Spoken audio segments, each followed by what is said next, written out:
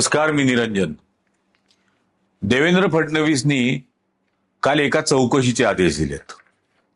म्हणजे आजच्या वर्तमानपत्रात ती बातमी आहे. पेट्रोल 23% आणि डिझेलची खरेदी 52% वाढली. मुख्यमंत्र्यांचे चौकशीचे आदेश.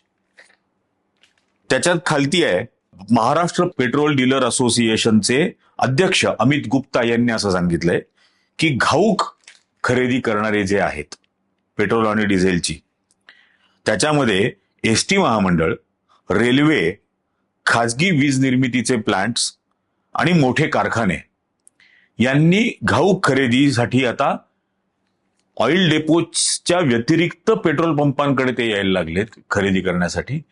त्यामुळे या खरेदीचं प्रमाणात म्हणजे मागणी वाढलेली आहे. म्हणजे वरती मुख्यमंत्री जे बोलला ते खाली महाराष्ट्राच्या पेट्रोल डीलर असोसिएशनच्या अध्यक्षांनी भुईसपाट करून टाकलं. आता पहिली गोष्ट अशी आहे, त्यात सगळ्या म्हणजे या पेपरमध्ये सगळ्या जिल्ह्यांची आकडेवारी वगैरे सुद्धा दिलेली आहे की कुठल्या जिल्ह्यामध्ये किती वाढलं वगैरे वगैरे. आता ग्रामीण भागामध्ये डिझेलची खरेदी वाढली, कारण मुळामध्ये भारतामध्ये जेवढं डिझेल येतं त्या डिझेलच्या 58% डिझेल हे कृषीसाठी वापरलं जातं, शेतीसाठी. मग ट्रॅक्टर असतील, हार्वेस्टर असतील, इंजिन असेल, डिझेल इंजिन्स असतील, विहिरींवरती लावलेले सिंचन करण्यासाठीचे वगैरे, अशा अनेक गोष्टींसाठी डिझेल वापरलं जातं. जनरेटर्ससाठी वापरलं जातं. ग्रामीण भागामध्ये दिवसा लोडशेडिंग करतात, रात्री वीज सुरू करतात. त्यामुळे मग दिवसा काय करणार, मग जनरेटर लावायला लागतो. ही सगळी सरकारचीच कृपा आहे. ही पहिली गोष्ट. दुसरा भाग, काही प्रमाणामध्ये असं झालं असेल शहरांमध्ये विशेषतः की अदरवाईज दिवसा आड 1 लिटर 2 लिटर पेट्रोल टाकणारा मोटरसायकलवाला हा आता टाकी पूर्ण करून घेत असेल. किंवा झोमॅटो आहे, स्विगी आहे, त्याच्यानंतर ब्लिंकिट आहे, अशा डिलिव्हरीज करणाऱ्या ज्या ज्या सर्व्हिसेस आहेत, ही जी मुलं आहेत, हे महिन्याला 10-15 हजार रुपये त्यांना पगार मिळतो. तो कधी मिळेल त्यांना? जर त्यांनी मोटरसायकलवरून फिरून डिलिव्हरीज केल्या तर. पूर्वी ते दिवसाला 1-2 लिटर भरत असतील, आता त्यांनी टाकी फुल करायला सुरुवात केली, कारण महिन्याचं उत्पन्नच मिळणार नाही ना जर त्यांची मोटरसायकल चालली नाही तर. मग जगणार कसे? त्यामुळे असं प्रमाण काही झालं असेल. काही मोठी लोक आहेत ज्यांनी त्यांच्या गाड्यांच्या टाक्या फुल करायला सुरुवात केली असेल, एरवी नसतील करत, त्यामुळे मागणी वाढली असेल. पण मुळामध्ये हा सगळा विषय, म्हणजे मी आधी म्हटलं होतं की भारत सरकार एकदम 140 रुपये 150 रुपये पेट्रोल नाही करणार, कारण मग झटका बसतो लोकांना, कदाचित नागरिक रस्त्यावरतीच उतरतील. त्याऐवजी स्लो पॉइझनिंग, टिपिकल RSS आणि भाजपचं टेक्निक, विषाच्या चवीची सवय लावायची. एकदम इतकं विष द्यायचं नाही की मरून जाईल, थोडं थोडं थोडं थोडं चाखत राहायचं. त्यामुळे 10 दिवसामध्ये 8 रुपयांनी वाढवलं असं करायचं, आणि मग असं दर आठवड्याला वाढवत राहायचं, दर 2-3 दिवसांनी हे वाढवत राहायचं. तर तो प्रकार सुरू केला. मुळात हा नॉन बायोलॉजिकल प्राणी ज्या वेळेला बोलला भाषण देऊन की पेट्रोल कमी वापरा, डिझेल कमी वापरा, वर्क फ्रॉम होम करा, ऑनलाईनच मुलांना शिकवा, शाळेत नका पाठवू, त्यावेळेला या नॉन बायोलॉजिकल प्राण्यांनी देशामध्ये पॅनिक क्रिएट केलं मुळात. आणि म्हणून लोकांनी हा अशा पद्धतीने पेट्रोल डिझेल आधीच भरून ठेवायला सुरुवात केली. हा यातला पहिला भाग. त्यामुळे फडणवीसला काही करायचं असेल तर नॉन बायोलॉजिकल प्राण्यांवरती त्यांनी खटला दाखल करावा की देशभर इतकं मोठं पॅनिक लोकांमध्ये का क्रिएट करून टाकलं, खळबळ का माजवून दिली, त्याच्यावरती गुन्हा खुशाल नोंदवावा, काही प्रॉब्लेम नाही. त्यानंतर आता या डिझेलच्या किमती वाढवायच्या आहेत, पेट्रोलच्या किमती वाढवायच्या आहेत, CNGच्या किमती वाढवायच्या आहेत. मग काय नॅरेटिव्ह सुरू केलं भाजपतर्फे की पेट्रोल कंपन्यांना रोजचा 600 कोटी रुपयाचा नुकसान होत आहे. पहिले 1000 म्हटले, मग भाव वाढवले, मग तरी सुद्धा 600 कोटीचं रोजचं नुकसान होतंय. मग त्यांचा जो सगळा भक्त संप्रदाय आहे त्यांनी पण पेट्रोल कंपन्यांना 600 कोटी रुपयाचं नुकसान होतंय, रोजचं नुकसान होतंय. म्हणून मुद्दाम ही आकडेवारी सांगण्यासाठी म्हणून हा व्हिडिओ, की आपल्याला माहीत असावं. आता 600 कोटी रुपये रोज नुकसान होतं असं जर गृहीत धरलं आणि भाव वाढवायचे नाहीत असं जर गृहीत धरलं, तर आजच्या किमतीप्रमाणे वर्षामध्ये 365 गुणिले 600 कोटी रुपये 2,19,000 कोटी रुपयाचं नुकसान होईल. 2,19,000 कोटी इतकं या पेट्रोल कंपन्यांचं नुकसान होईल. पेट्रोल कंपन्यांचं म्हणजे कोणाचं? Indian oil corporation, Bharat petroleum, Hindustan petroleum, HPCL, BPCL, IOCL या कंपन्या, त्या व्यतिरिक्त रिलायन्स आणि ते काय नायरा, म्हणजे पूर्वीचं एस्सार 44,000 कोटीचं कर्ज होतं, दिवाळं काढलं, दिवाळं जाहीर केलं आणि तोच व्यवसाय नवीन नावाने सुरू केला. आहे की नाही आयडिया? शेतकऱ्याला ही मुभा आहे का? कर्जबाजारी जर झाला तर शेतकऱ्यांनी दिवाळं काढलं आणि दुसऱ्या नावाने पुन्हा तीच शेती सुरू केली. करू शकतो का? कंपन्या करू शकतात. त्यामुळे कंपन्यांनी ते करायला सुरुवात केली. तर या पेट्रोल कंपन्यांचं 2,19,000 कोटी रुपयाचं वर्षभरात नुकसान होईल जर भाववाढ नाही केली तर. आता मुळामध्ये पहिल्यांदा 2014ला या नॉन बायोलॉजिकल प्राण्याचं तडीपारचं सरकार आल्यानंतर सांगितलं काय, की UPA सरकारने पेट्रोल डिझेलच्या किमती स्थिर ठेवण्यासाठी 2.25 कोटी रुपयाचे ऑइल बॉन्ड्स घेतले होते आणि ते आता व्याजासकट परत करायचे, तर 3 लाख कोटी रुपये परत करायचे. आणि मग 3 लाख कोटी रुपये परत करायचे म्हणून एक्साईज ड्युटीमध्ये वाढ करावी लागणार आहे ना? हेच सांगितलं. आणि मग काय केली? एक्साईज ड्युटीमध्ये वाढ केली. ती किती रुपये केली? 3 रुपयावरून 35 रुपयावरती. आणि एक्साईज ड्युटीमध्ये वाढ करून मुद्दाम तुम्ही ही आकडेवारी बघा आता स्क्रीनवर. 2024 पर्यंत भारत सरकारने वाढवलेल्या एक्साईज ड्युटीमधून 36 लाख कोटी रुपये गोळा केले, तुमच्या माझ्या खिशातून ओरबाडून घेतले. 36 लाख कोटी. त्याच्यानंतरच्या 2 वर्षात 2024 पर्यंतच सांगितलं, त्यानंतर 6 लाख कोटी रुपये.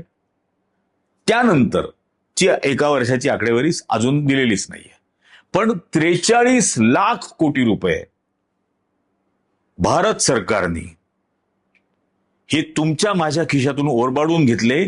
3 लाख कोटी रुपयाचं फेडायचंय हे असं सांगून. म्हणजे भारत सरकारकडे ऑइल बॉन्डचे 3 लाख कोटी रुपये फेडल्यानंतर 40 लाख कोटी रुपये जमा आहेत ऑलरेडी पेट्रोल डिझेलवरती आपण दिलेल्या एक्साईज ड्युटीचे. 40 लाख कोटी. आता आंतरराष्ट्रीय बाजारामध्ये ज्या वेळेला क्रूड ऑइलच्या किमती कमी झाल्या होत्या, अगदी $30-40 पर्यंत आल्या होत्या, त्यावेळेला तुमच्याकडे काही भाव कमी केले का? एकदाही नाही. रशियानी 40% डिस्काउंटवरती ऑइल दिलं, त्यावेळेला भारतात काही किमती कमी केल्या? काही नाही. पेट्रोल कंपन्यांना नफा किती मिळाला? त्यामुळे ती आकडेवारी बघा. 2024 पर्यंतचीच आहे, गेल्या 2 वर्षातली नाहीये, कारण लपवलंय आता सरकारने त्यानंतरची आकडेवारी. 7 लाख कोटी रुपये ऑइल कंपन्यांना नफा झाला. 7 लाख कोटी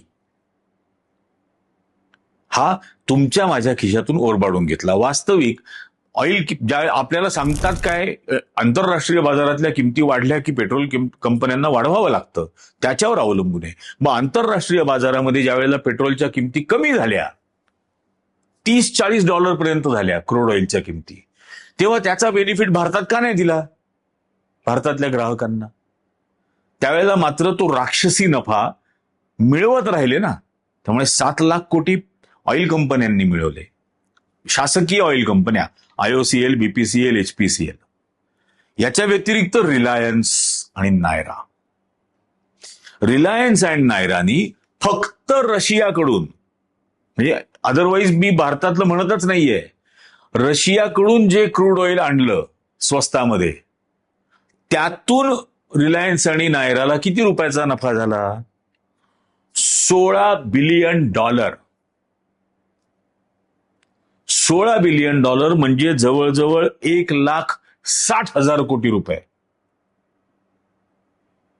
मग या ऑइल कंपन्या आणि भारत सरकार यांच्याकडे तुमच्या माझ्याकडून पेट्रोल आणि डिझेलवरती गोळा केलेल्या कराद्वारे जर का हे जवळजवळ 52 लाख कोटी रुपये पडून आहेत, कमावलेले आहेत, आपल्याचकडून कमावलेत, आणि आता जर का किमती वाढवल्या नाही तर रोज 600 कोटी, वर्षाला 2 लाख कोटी इतका जर नुकसान होणार आहे, आणि तुमच्याकडे 52 लाख कोटीचा सरप्लस ऑलरेडी आहे, तर खरं तर आजच्या किमतीमध्ये 26 वर्ष भारताला पेट्रोल डिझेल देता येईल इतका ऑलरेडी पैसा आपल्याकडून भारत सरकारने, मोदी सरकारने वसूल करून ठेवला आहे. 26 वर्ष. आणि म्हणून हा जे थोतांड सांगतात ना, फडणवीस असेल नाही तर आणखीन बाकीचे त्यांचे सगळे टिनपाट लोक, हे म्हणून मान्य नाही की आंतरराष्ट्रीय परिणामांचा सामना करण्याची जबाबदारी काय राहुल गांधीची होती? आंतरराष्ट्रीय परिस्थितीचं भाकीत करण्याची आणि त्यानुसार देशाची पावलं टाकण्याची जबाबदारी काय राहुल गांधीची होती का अखिलेश यादवची होती का ममता बॅनर्जीची होती? तुमचीच होती ना. आता सांगतात डॉलरची किंमत अशी झाली आहे, डॉलरची किंमत म्हणजे रुपयाची किंमत घसरणार नाही, हे पाहण्याची जबाबदारी कोणाची होती? कोण तो नालायक ज्याच्या काळामध्ये रुपया 54 रुपयावरून, डॉलर 54 रुपयावरून 95-96 पर्यंत आला? या नालायकीची जबाबदारी कोणाची? ती काय राहुल गांधीची जबाबदारी का नेहरूंची जबाबदारी? त्यामुळे आता हे लॉजिक सांगू नका की आता 96 रुपये डॉलर झालाय, तुमच्याच मुळे झालाय, तुमच्या नाकर्तेपणामुळे झालाय, तुमच्या नालायकीमुळे झालाय. हे मुळात याच्यामध्ये लक्षात घ्या. आणि कुठं आणून ठेवला भारत? भारताचं फॉरेन एक्सचेंज रिझर्व्ह अख्खा चार्ट बघा, वेगवेगळ्या देशांचा चार्ट आहे, आणि भारताचं बघा, आत्ता मे महिन्यातली आकडेवारी आहे, $545 बिलियन एवढं भारताचं US डॉलर भारताकडे शिल्लक आहेत. सोन्या सगट पकडलं तर 680च्या आसपास, सोनं वगळून निव्वळ डॉलर फॉरेन करन्सी म्हणून तर 545 बिलियन आहेत. ही एक बातमी बघा. एका आठवड्यात भारताचं फॉरेन एक्सचेंज $7.7 बिलियन कमी झालंय. एक $7.7 बिलियन म्हणजे जवळजवळ 70,000 कोटी रुपयांनी कमी झालं फॉरेन एक्सचेंज. आणि इतर देशांची तुलना करतात बावळट की बघा तुम्ही, न्यूझीलंडमध्ये किमती वाढल्या, ऑस्ट्रेलियात किमती वाढल्या, अमुक ठिकाणी किमती वाढल्या, इंग्लंडमध्ये किमती वाढल्या, अमेरिकेमध्ये पेट्रोल डिझेलच्या किमती वाढल्या, मग भारतातही वाढणारच ना. भारताचं पर कॅपिटा इन्कम बघा किती आहे. दरडोई उत्पन्न, भारतातल्या प्रत्येक नागरिकाचं असलेलं दरडोई उत्पन्न $2,800 आहे. या $2,800 मधून भारतातले टॉप 10% श्रीमंत जर का वगळले, टॉप 10% श्रीमंत, तर उरलेल्या 90% भारताचं दरडोई उत्पन्न किती आहे बघा. हे वर्षाचं असतं बरं का. 900 ते 1000 म्हणजे साधारणतः 95,000 रुपये वर्षाचं उत्पन्न. आता 95,000 रुपये ज्याचं वर्षाचं उत्पन्न आहे, त्याचं महिन्याचं किती रुपयाचं आहे? 8,000 रुपयाचं. मग ज्याचं महिन्याचं उत्पन्न 8,000चं आहे, त्याचं बजेट, मंथली बजेट जर का 2,000 वाढलं, कारण पेट्रोल डिझेलच्या किमती वाढल्यानंतर उरलेलं सगळं वाढलं, सगळं, भाजीपाल्याच्या किमती वाढल्या, अन्नधान्याच्या किमती वाढल्या, तेल, डाळी, साखर, या सगळ्या किमती वाढल्या. औषधोपचाराच्या किमती वाढल्या, औषधांच्या किमती वाढल्या, मुलाबाळांच्या शाळांच्या फिया वाढल्या. 8,000चं उत्पन्न असलेल्याचं बजेट महिन्याला जर का 2,000नी वाढलं तर हाहाकार होणार ना.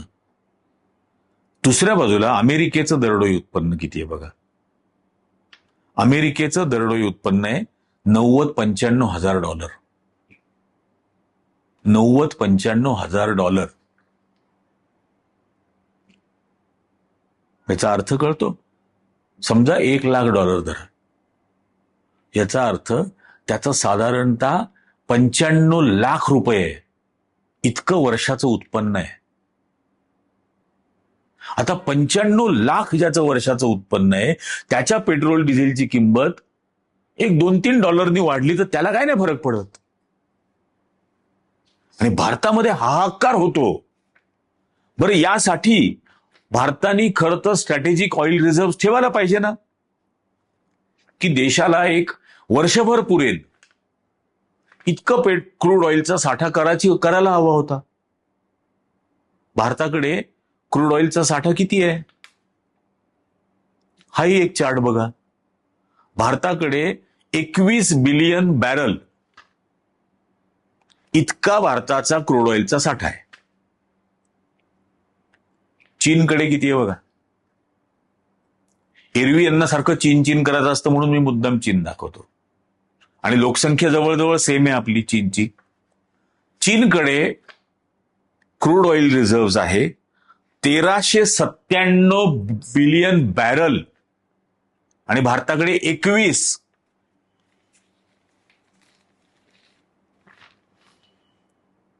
आणि म्हणून सांगतो की जसजसं हे युद्ध आणखीन वाढत जाईल, जसजसा स्ट्रेट ऑफ होर्मुझ आणखीन बंद राहत राहील, त्याच्यानंतर कदाचित रेड सीचं पण कॉरिडॉर बंद होईल, आणखीन भारताचं पेट्रोल डिझेलची आणि गॅसची आयात कमी होईल. भारत 42% CNG LNG हे कतारहून आणायचा.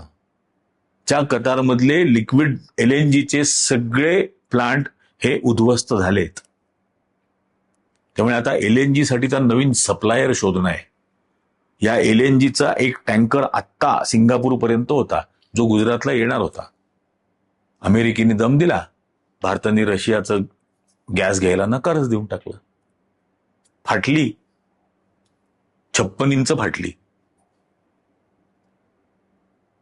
आणि मग या सगळ्या परिस्थितीमध्ये ज्यावेळेला देशामध्ये अशी परिस्थिती आहे की आता पेट्रोल डिझेलच्या किमती या कल्पनेच्या पलीकडे जाऊ शकतात, त्यावेळेला खरं तर भारत सरकारची जबाबदारी आहे की पेट्रोल डिझेलच्या किमती न वाढवणं आणि या देशातल्याच नागरिकांकडून जी लुटमार केलेली आहे एक्साईज ड्युटीच्या नावाखाली, ती 50 लाख कोटी रुपयाची लुटमारीतून आता येणारे भाव हे स्थिर ठेवावे, त्यातून ती नुकसान रिकव्हर करावं. जे काही रोजचं $600 होणार असेल ते, हे खरं करायला हवं. पण असं करणार नाहीत, कारण फॅशिझमचा विश्वासच याच्यावर असतो की देशातले बहुसंख्य नागरिक हे आर्थिकदृष्ट्या जेवढे हातबल होतील, जेवढे गुडघ्यावर येतील, तेवढे ते हुकुमशहाचं वाटेल ते ऐकायला तयार होतील. वाटेल ते ऐकायला तयार होतील. हुकुमशहाने नंगा नाच केला तरीही तो सहन करून घेतील, कारण ते आर्थिकदृष्ट्या हातबल असतील, गुडघ्यावर टेकलेले असतील. त्यामुळे भारत सरकारने आपल्याकडून 50 लाख कोटी रुपये ओरबाडून जरी घेतले असले तरीही भारत सरकार हा रोजचा पेट्रोलियम कंपन्यांचा 600 कोटी रुपयांचं नुकसान तुमच्याच माथी मारणार, तुम्हालाच ओरबाडून घेतलं जात राहणार. याचं कारण या फॅशिझमनी जेव्हा जेव्हा नंगा नाच केला, पहिल्यांदा तो नोटबंदीत सुरू केला, नंतर या एक्साईज ड्युटीत सुरू केला, मग इलेक्ट्रोल बॉन्डमध्ये केला, मग GST मध्ये केला, मग न्यू एज्युकेशन पॉलिसीमध्ये केला. या प्रत्येक नंगा नाचाच्या वेळेला तुम्ही गप्प राहिलात. आणि हे जर होऊ द्यायचं नसेल तर तुम्ही गप्प राहून चालणार नाही. हे रस्त्यावर यावं लागेल याचा विरोध करण्यासाठी. आणि मला खूप आनंद आहे की नाशिक जिल्ह्यातला, माझ्या जिल्ह्यातला शेतकरी सर्वात पहिल्यांदा रस्त्यावर आला त्याच्या हक्कासाठी. तुम्हाला जर तुमचे हक्क आणि अधिकार आणि तुमच्या मुलाबाळांचं जगणं, हक्क अधिकार जाऊ द्या, मुलाबाळांचं जगणं सुरक्षित ठेवायचं असेल तर बाहेर पडा. हा व्हिडिओ जास्तीत जास्त जणांनी लाईक करा, जास्तीत जास्त जणांना याची लिंक शेअर करा आणि सर्वांना चॅनल सबस्क्राईब करायचा आग्रह करा.